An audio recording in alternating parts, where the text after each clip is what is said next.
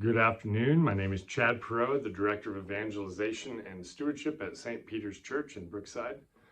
And today we're going to be talking about family faith formation. In particular, the topic is God's creation and why he created the universe, particularly for a relationship with his people. Simple concepts, right? God created the world and everything in it. We go back to Genesis and we see the 6 days he created everything, and on the seventh day he rested. And one of the aspects that we need to talk about is that in day 6, God created man and woman. And in the text in Genesis, it's really, really clear that the highlight of his creation was man and woman. And so to illustrate this generally with both adults and kids, I ask people, what is the most beautiful thing that you have ever seen, right? And so for some people it's the ocean or the Grand Canyon or the skyline of Chicago or New York or some type of mountains. When you go to Colorado and you see the mountains and their grandeur, whatever it might be, we all have those typical things that people tend to gravitate towards. Big, huge things beyond our wildest imagination. And we're in awe of them because they're beautiful. And that beauty draws us and inspires us to think of them as some great object. Also, when we look at the stars, right? The Kansas sky in the middle of the country, and you see these amazing stars. It's amazing. So imagine you're driving down the highway. This is my illustration. Imagine you're driving down the highway and you can see all of these wonders of the world to the right and to the left as you're driving your car, right? So you drive, you see the ocean on one side, and then you see the Rocky Mountains on the other side, and you see the Grand Canyon, and you're driving in whatever aspect of the world and God's creation is beautiful to you, that's what you see.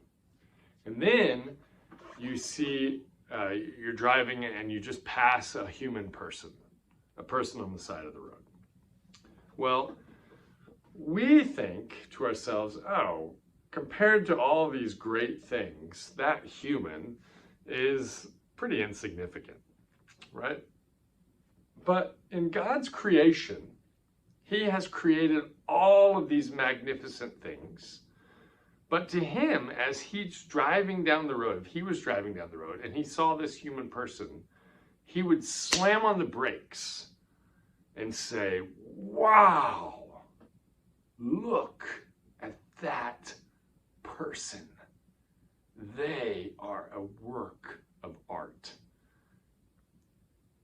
And when we put it in that perspective, and when we think about it in that perspective, it's mind-blowing, right?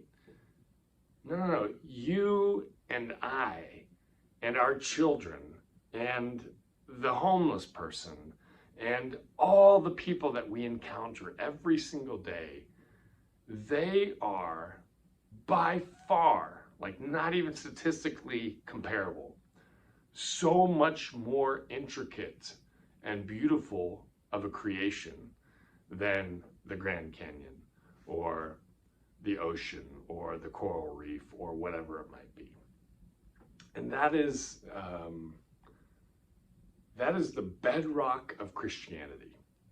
God has created this world, all of this world, for us to enjoy and to have dominion over and to live in and to reap the benefits of all this fruit, right?